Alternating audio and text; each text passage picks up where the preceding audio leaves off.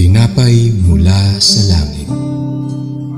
A daily morning devotion with CRC Family.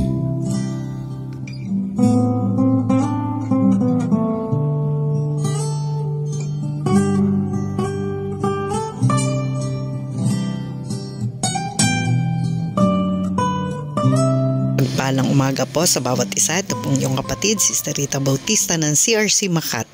Samahan niyo po kami sa ating programang Tinapay Mula sa Langit, ang ating pong devotion sa pag-aaral ng salita ng Diyos. Ngayong umaga po ay matutunghayan natin sa Leviticus chapter 25 verses 3 to 7 na may pamagat pong How to Give the Land its Sabbath Rest. Ngunit bago ang lahat, tayo po muna ay manalangin. Aming Ama sa Langit, salamat po sa mga salitang amin pong pagbubulayan. Dalangin po namin yung presensya, ang iyong banal na spirito nagbibigay ng kaliwanagan sa iyong mga salita, Panginoong Hesus. Salamat po sa iyong lingkod na pinili ngayong umaga. Kayo po ang siyang manguna at magbigay ng wisdom, knowledge and understanding sa bawat isa pong makikinig. Salamat po in Jesus' name. Amen. Sa ating pong pagpapatuloy ay balikan po natin yung ating verse sa verses 3 to 7 ng Leviticus 25. So, alam naman nating lahat ang Diyos ang may-ari ng buong mundo. Pag-aari niya lahat ng bagay at maging ang lupa, siya pa rin ang nagmamay-ari nito. Alam ng Diyos kung ano mabuti sa kanyang mga nilikha. Alam niya yung gagawin niya maging sa lupa at siya ay nagbigay ng pag-uutos na dapat maging ang lupa ay magkaroon ng kapahingahan. Binigyan niya ang mga Israelita ng lupa na kung saan ang sabi niya ay magtanim kayo at inyong kapunin at i-gather ninyo ang inyong mga crops. Sa 6 na taon ay gagawin nila ito.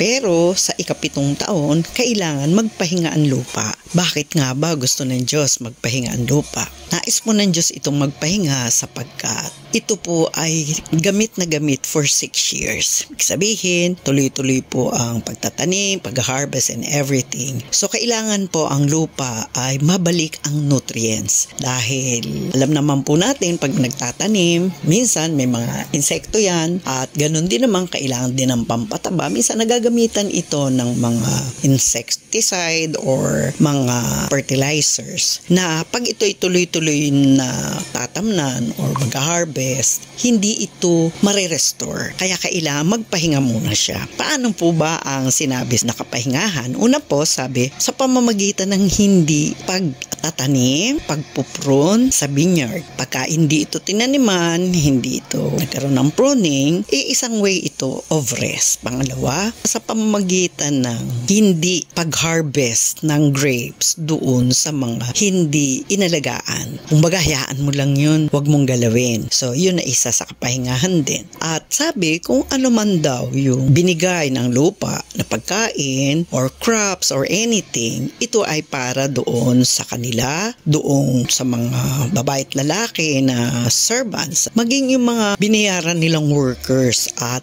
yung mga pansamantalang nandoon para raw magkaroon ng pagkain. So, bagamat itong lupa ay nasa kasalukuyan ng kapahingahan, but still God produce crops, no? Nakita natin dito, sabi, para may pagkain. Para may pagkain sila, may pagkain yung mga servants, workers, at yung nakatira doon. So, kapag sumunod ka kay Lord, makikita natin, nagpo-provide pa rin siya. At ganun din, sabi yung mga wild animals, yung livestock na nandun sa lupa, ano man daw yung i-produce ng lupa, pwedeng kainin. So, napakaganda nitong ating pinag-aaralan. Dahil ang lupa po kasi ay meron niyang sa pagkakalikha ng Diyos. Pag yan ay pinahinga, nare-restore po yan. Bumabalik yung mga nutrients niya, nagiging mataba ang lupa, nagiging malusog. Kapag hindi mo po yan ginalaw, kumbaga kung ano yung pagkakalikha ng Diyos, magagamit mong muli yan. Kaya nga sabi, pagdating ng 7th year, kailangang i-rest dahil lang sa ganun para sa pansamantalang kapahingahan ng lupa,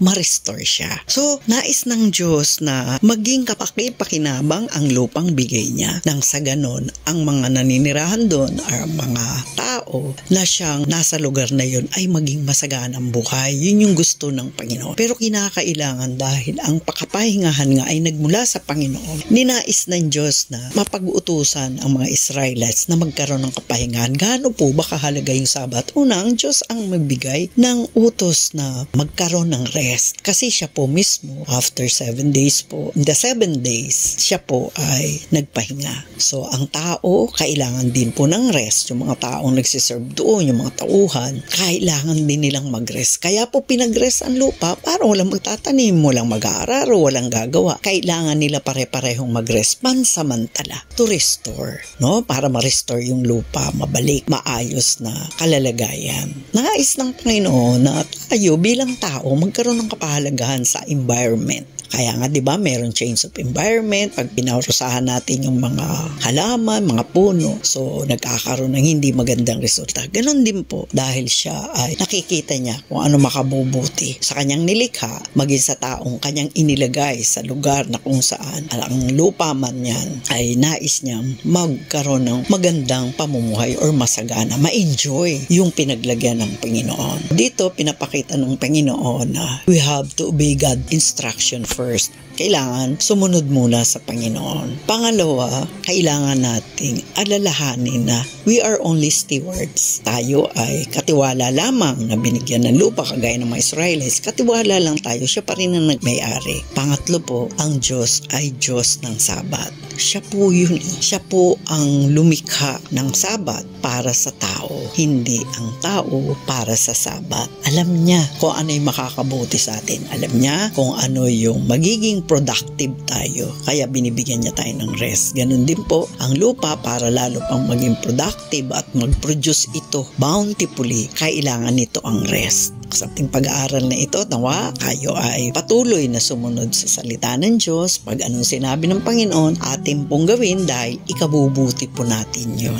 We need rest to observe. Ang Sabat is for the Lord. Kailangan nating sambahin ng Panginoon sa araw ng Sabat. Maging ang mga lupa, kailangan din nila ng rest. Okay po, tayo manalangin. Lord, salamat po sa magang ito sa amin na pag-aralan. Dalahin ko po, Lord God, na matanim sa aming puso. Kami ay maging concern sa aming environment. Dapat din naming alalahanin, Lord, na ang lupa ay galing sa iyo. At patuloy po kaming makasunod sa iyong kalooban, Lord, dahil ito yung gusto mo, na kami na yung mga anak ay maging masunurin. Dinadalangin din namin, Lord, ang aming bansa. Patuloy mo kaming tulungan, Panginoon, na maging isang mabuting mamamayan na laging nananalangin sa aming bansa upang magkaroon ng kapayapaan. Salamat din po dahil alam namin sa pamamagitan ng panalangin ay mababago ang aming presidente, vice-presidente, mga kabinete at lahat po ng nasa pamahalaan. Tulungan mo kami palagi, Lord God, na magkaroon ng wisdom, knowledge, and understanding. What to do, what to say, what to pray, Lord. Thank you po sa umagang ito. This we pray in Jesus' name. Amen and amen. Maraming salamat po muli mga kapatid sa papakibahagi sa ating programa. Lagi po nating pagnilayan ng salita ng Diyos, mula sa ating puso dahil lubos po natin itong mauunawaan. Muli po, samahan nyo kami bukas sa pagninilay ng kanyang mga salita sa ating programang Tinapay Mula sa Langit. Malaya nyo po itong i-share sa mga kaibigan nyo, friends, relatives o sino man po na nais nyong bahaginan upang sila ay mapagpala kung paano rin po tayo pinagpala ng ating Panginoon. At sa umagang ito, pagpalain po muli tayo ng ating Panginoon. Narito ang iyong kapatid muling nagsasabing isang maganda at masaganang umaga sa bawat isa. Sister Rita po, ang iyong kapatid sa Panginoon. Bye-bye and God bless po.